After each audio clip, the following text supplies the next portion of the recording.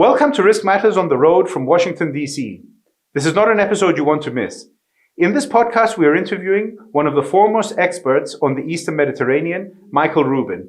Michael is a senior fellow at the American Enterprise Institute and was kind enough to talk to us about the latest developments in the region, the balance of power between the main actors, and even the role of AI in warfare. Michael Rubin, thank you very much for joining us on Risk Matters. Geopolitical risk has now become very important to our clients in the Eastern Mediterranean. And so I think a good starting point would be just for you to walk us through the latest developments in the Eastern Mediterranean, of course, the situation in Israel, what's going on in Syria, and how the different players there are interacting with each other, and what is your outlook in the short term for that part of the world? Well, the bottom line up front is that the Eastern Mediterranean is in play in a way that it hasn't been since the late portion of the Cold War. And the waters around Israel, Egypt, Cyprus, Greece used to be someplace that the U.S. Navy would sail through on its way to the Fifth Fleet area of operations in the Red Sea and the Persian Gulf. Now, the Eastern Mediterranean, because of its strategic importance, because of its business importance, because of the very issues you just referred to in the question, is becoming the destination. And when we look at how things are in flux, this is what I see. First of all, the more people I talk to, the more it seems that Syria is far from settled. Within Hayat Tahrir al-Sham, the ruling party that Ahmed al-Shara runs in Syria, it's clear that he doesn't have full control. Even if we accept that he has reformed sincerely, he's surrounded by people who resent that. And the question is, can you really be a reformed Al-Qaeda, or is that like being half pregnant? But even if we accept that Hayat Tahrir al-Sham is united, they only control 35 to 40% of Syrian territory. Of course, you have the Kurds up in the northeast. You have a coalition of southern tribes down near the Jordanian border. You have the Israelis who are demanding a demilitarized zone.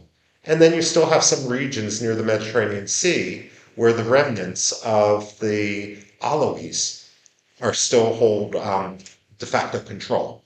So we're really looking at a pause rather than an end to conflict inside Syria. We don't know which way that's going to go yet. When it comes to Israel, look, by forcing a ceasefire, the outside world, the United Nations, the Trump administration, has effectively snatched defeat from the jaws of victory when it comes to the eradication of Hamas. Hamas can claim over the 70 plus years of Israel's existence that it has been more successful than any other Arab country, Arab entity, in bringing the fight to Israel itself. Right. And we're getting to a situation where it's not just about the Gaza Strip. Mahmoud Abbas, the chairman of the Palestinian Authority, is 89 years old. He's in the 20th year of his 4-year presidential term. And unlike his predecessor, Yasser Arafat, he hasn't appointed a successor. So what's going to happen if he drops dead tomorrow? That really is a problem worth watching for. Egypt, I worry about as well. Look, the reason why, first of all, when we look at Egypt, it's the largest Arab country. 1 out of every 5 Arabs lives in Egypt. It's a consequential state, and of course you have the Suez Canal there. Now, the Suez Canal traffic has been harmed by the Houthis, and that means that Egypt has been unable to access the Suez Canal revenue upon which it depends. On top of that, when we look at the last 15 years of political unrest in Egypt, what we see is a situation in which the army was willing to get rid of, to allow to fail Hosni Mubarak on the condition that they could keep their own business interests. It was only when the Muslim Brotherhood started impinging on the army's business interests that the army mobilized and in 2013 ousted the Muslim Brotherhood. Abdel Fattah al-Sisi is a military man, but the problem is he hasn't reformed any of the economic distortions that led to revolution in Egypt in the first place. So if there's another spark in Egypt and Egyptian society goes alight, what's going to stop the Muslim Brotherhood from saying, next time we're not going to try democracy? The big elephant in the room, however, is Turkey. People say in the United States, and perhaps too often in Europe, that, look, we can't punish Turkey too much, because after all, the problem is Erdogan, not Turkey.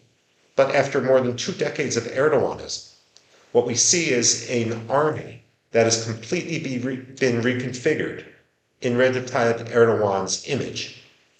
At the same time, more than 30, perhaps even 35 million Turks have gone through the education system, have been indoctrinated into Erdoganism. And so the fact is, Erdogan has made irredentism, baseless claims to territory on ideas of national grandeur. He's made that great again. And so this ultimately is a problem that we're going to be facing throughout the region. It's never been, or at least it hasn't been this contested for more than 50 years. And Michael, how do you see Turkey's capabilities? So, you have to be willing and able. We know that they're willing to assert their authority in the region. Of course, it's a country that's gone through some upheaval. It's divided. Its economy is in trouble, but it's rearmed. It has the blue homeland policy. What are its real capabilities at the moment in terms of military strength? This is the open question. The way I tend to look at Turkey is that it is like a poker player that will go in with a pair of twos and outbluff someone with a full house. And we've got to stop, of course, allowing them to do that. The danger is this. The reason why so many in the West celebrated Recep Tayyip Erdogan when he came to power was because he was seen as a technocrat. He was revitalizing the Turkish economy. In hindsight, I would argue that the boost that Turkey got in its economy in the first decade of Erdogan's rule wasn't because of Erdogan, it was because of the demographic dividend that Turkey enjoyed. Now we see Turkey's growth rate declining below replacement value. And the question then becomes, is Turkey's economy really going to implode even more than its currency has? If that's the case, could you have a situation where Recep Tayyip Erdogan is going to try to lash out militarily in order to distract his own public? Now, I'm not an economist, but the item which I pay most attention to inside Turkey is this. While many economists will talk about a debt to GDP ratio, and Turkey, if you believe their statistics, compares well on that metric. What I worry about much more is the personal debt, which so many Turks have accrued, especially because of inflation, because of the inability to keep up with the cost of living and so forth. And so if you have a situation where Turks are taking out loans to pay the interest on other loans, then it's only a matter of time until you have a massive banking collapse inside Turkey. And if that's what Erdogan wants to distract against, what could he do to the Aegean? What could he do in Cyprus? What could he do in Syria and northern Iraq? That's what really worries me. So a little bit like the Argentinian government in 1982 with absolutely with the Falklands. I mean, the question which didn't end well for them. Which of the Aegean Islands are going to be the Falklands? Right. What would be your advice to the Greek policymakers as they deal with Turkey? Well, ultimately, I have 2 pieces of advice. Number one, and this more applies to Greece vis-a-vis Europe, being the nice guy isn't going to give you dividends.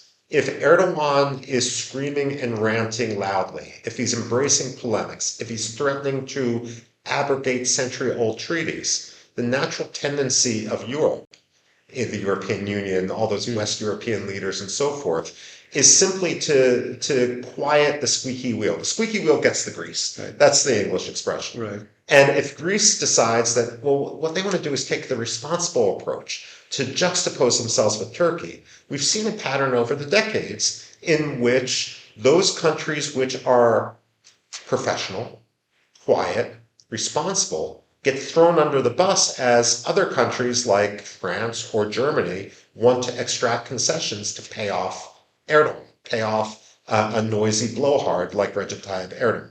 So that's number one. Number two, Erdogan is going to push. He's going to continue to push until Greece and Cyprus push back. What I would argue is the sooner you push back, the more advantageous the position of Greece will be. And this is what always frustrates me.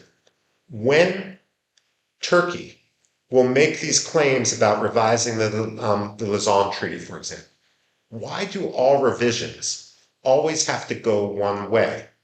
If Turkey and if Erdogan understood you open this can of worms, you could ultimately pay the price. We could be talking about the return of Smyrna. We could be talking about the internationalization of Constantinople. Now, realistically, this may not happen, but if Erdogan wants to revise the treaties, everything should be on the table.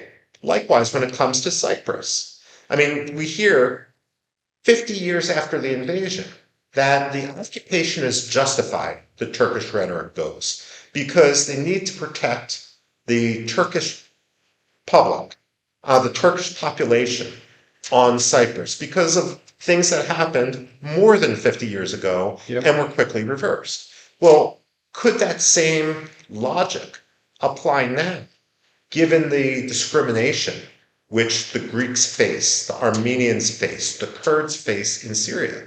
Could someone publicly get up and say that by Turkey's own logic, it's time for the world to discuss occupying 1/3 of the country? Now, of course, that's not going to happen.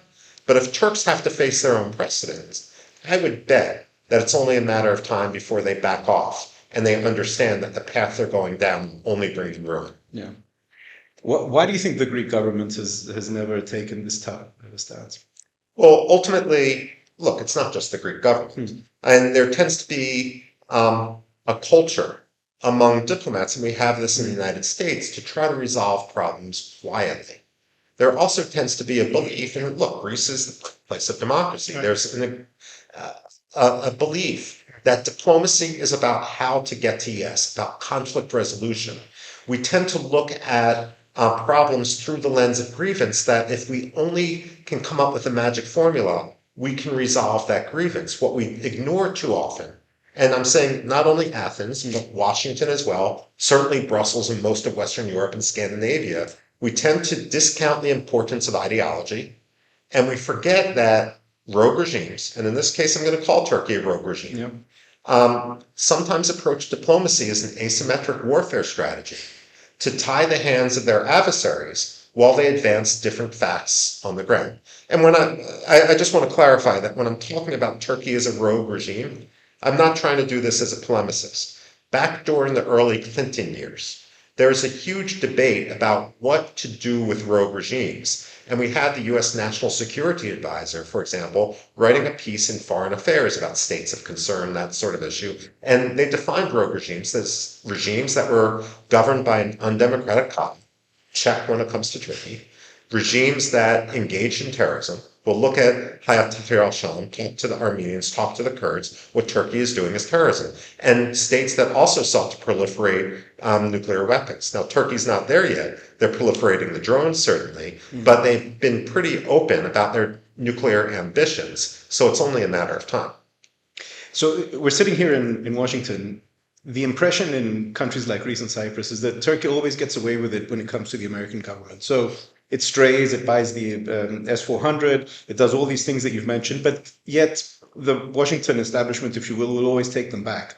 What's your sense in terms of Turkey's positioning and the view of the Trump administration and policymakers in Washington right now? Well, first of all, I agree with the criticism that you just leveled through the voices of Greeks and Cypriots. It's one of my biggest frustrations. U.S. policy, in my view, should be calibrated to reality rather than to wishful thinking. We should approach countries as they are now, rather than as they were 20 or 25 years ago.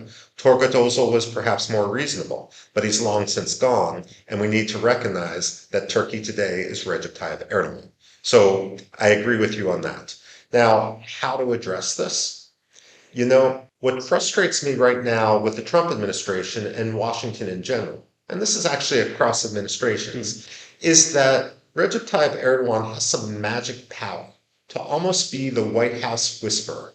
I mean, we had Barack Obama get up and talk about how Recep Tayyip Erdogan is such a close foreign friend. He actually said this on CNN, that he actually solicits advice from him about how to raise his teenage daughters. No mention that under Recep Tayyip Erdogan, the murder rate of women, according to Turkey's own interior ministry, increased 1,400%. I don't know whether I want Recep Tayyip Erdogan near my teenage daughter. Now, you've got that. You had Joe Biden, who came into office promising not to fall victim to Erdogan, and then we had the U.S. ambassador in Ankara, Ambassador Flake, basically try on his own to revive the F-35 deal. It's actually bizarre. Part of the problem is that we have this situation in which, in the American mindset, history resets every 4 or 8 years. And the rest of the world doesn't have that luxury. That's just a problem we have to face in the United States. I'm very, very worried about the next 4 years. And the reason is, if the U.S. ambassador to Turkey gets confirmed, he's already demonstrated, let me be blunt, to be corrupt. I mean, he's had Foreign Agent Registration Act violations and investigations. He was, of course, the episode I'm referring to involves the United Arab Emirates and his organization and his solicitation of payoffs, allegedly, during the first Trump inauguration ceremonies. Now, he's, however, a close personal friend of Donald Trump, and this is going to be the first time we have faced an ambassador in Turkey who has the ability to bypass the State Department and talk directly to the president himself. Meanwhile, in Greece is being treated as a consolation prize for a dumped ex-girlfriend for one of the children. I mean, hopefully the Senate will stand up and not confirm either of these two horrendous choices for ambassador. But we need to prepare for the worst should they do so. I mean, it will be very interesting to see what happens over the next 4 years. Do you see, President Trump has talked extensively about being a peacemaker and trying to end wars and hopefully not starting new ones. Do you see a war taking place or any sort of more active conflict in the Eastern Mediterranean in the next few years? Not in the next few years. And first of all, I say this as an analyst. Of course, I'm conservative, but I don't actually see Trump as conservative. And so when we're sitting here at the American Enterprise Institute, many at the American Enterprise Institute lean right, but we're not affiliated with any political party. Sure. And so we all speak as individuals. Just want to make that clear. Clear. Now, within the next 4 years, I see the antagonism growing between Turkey and Israel. And we can talk about Greece in a moment too. And I don't see that antagonism as just limited to Recep Tayyip Erdogan because A, he's incited the population, and B, we see the center-left party, the Republican People's Party, actually trying to out-Erdogan when it comes to anti-Israel sentiment, anti-American sentiment, and so forth. It's a very dangerous dynamic. But what worries me into the future is this. Turkey has been quite open about its nuclear drive. Now, it won't say it wants nuclear weapons, but knowing Turkey, that seems to be the direction it's going. Why else risk a nuclear reactor in an earthquake zone? And by the way, this is something also Greece needs to worry about, given how it's downwind from Turkey. And we're very close to Cyprus, the actual... Yeah. But here's my concern. When Israel faced a nuclear challenge from Iraq in 1981, Israeli planes took out that nuclear reactor in Osirak. The same thing happened outside of Deir ez-Zor back in 2007 with the plutonium processing plant, which the Syrians had surreptitiously built. Now, in all the headlines are the discussions of what Israel might do with regard to Iran's nuclear drive. What separates Iraq, Syria, and Iran from Turkey? The fact is, it's that Turkey is a NATO member, and so Israel would be hard-pressed, openly at least, to take out Turkey's nuclear reactors without triggering NATO. Now, therefore, what I worry about in the future is two things. First of all, Turkey using NATO as a shield to become a nuclear power. And the second issue is if Turkey does become a nuclear power, I'm not worrying about them nuking Athens or nuking Jerusalem. What I worry about is Turkey feeling themselves so emboldened behind their own nuclear deterrence that then they would launch a war. Then they might go after Israel. Or, as Erdogan has said, he's regretted publicly that Turkey didn't finish the job in Cyprus. Or, with regard to the Mavi Vatan, trying to seize half the Aegean. That is what I worry about, but that's outside, let's say that's a 5-year window. How do you see the cooperation between Greece, Israel, and Cyprus? We keep hearing all the time that there are agreements between them. I know that there have been some military exercise, but what's the substance behind this? I mean, yes, the improvement in relations is real. First of all, let's talk Cyprus. Cyprus is one of the only countries in the region that Israel trusts.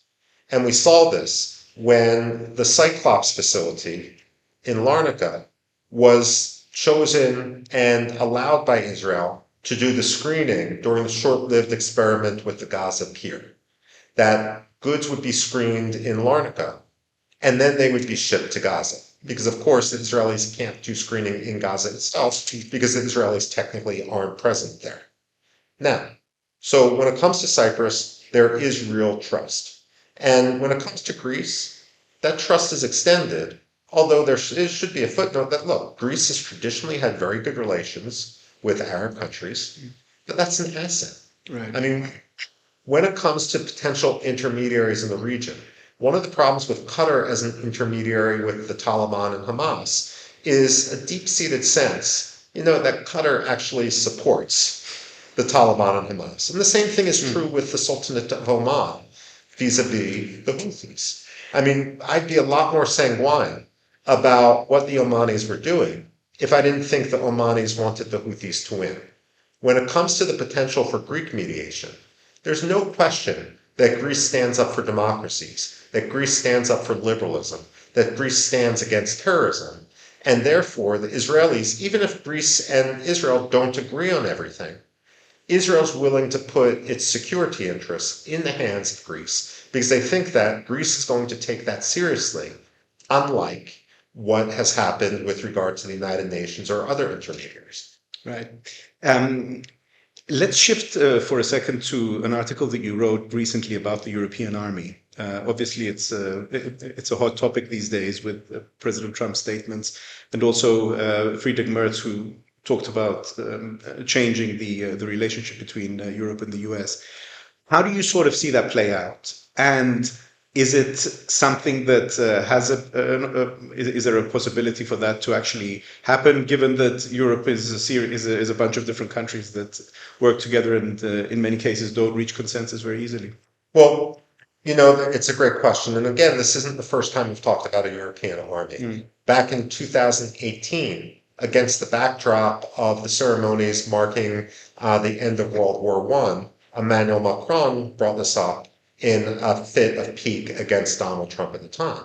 The difference now is, I think privately, Donald Trump has embraced this idea. At least with the European Army, you can be present at the creation. We can look at NATO, and NATO has served an important purpose. But at the same time, it has weaknesses which have only become more inherent or more obvious with its expansion.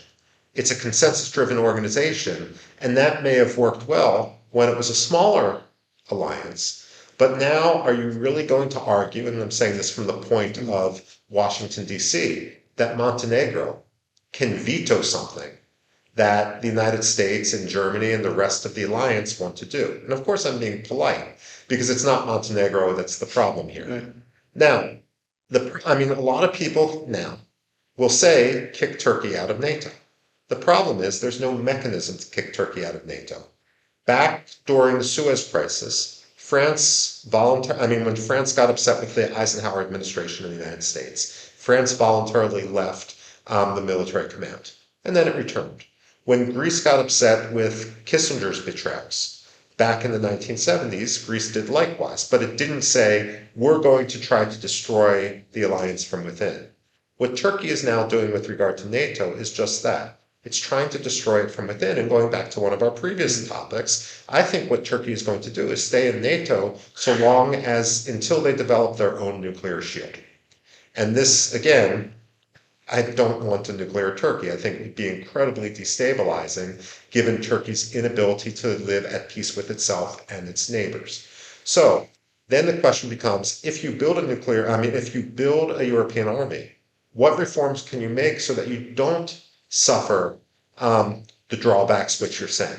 Now, when it comes to the Organization for Security and Cooperation in Europe, they developed a concept of consensus minus one, which means they're generally governed by consensus. But if one state objects, they're not going to allow that objection to stymie all decision making.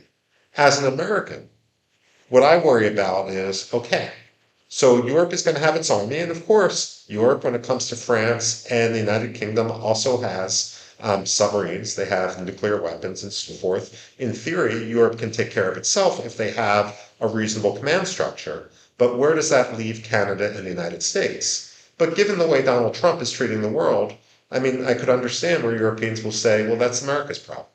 But ultimately, when it comes to a resurgent Russia, I worry about anti-submarine warfare, that sort of issue, especially if we're not welcome in Greenland after what we've done, and we're not particularly welcome in Iceland anymore. How are we going to monitor the submarine channel through which the Russians enter the Atlantic Ocean? But again, ultimately, let me put it this way. I think it would be very healthy to have a discussion about a European army. And if it leads to European NATO reform, all the better.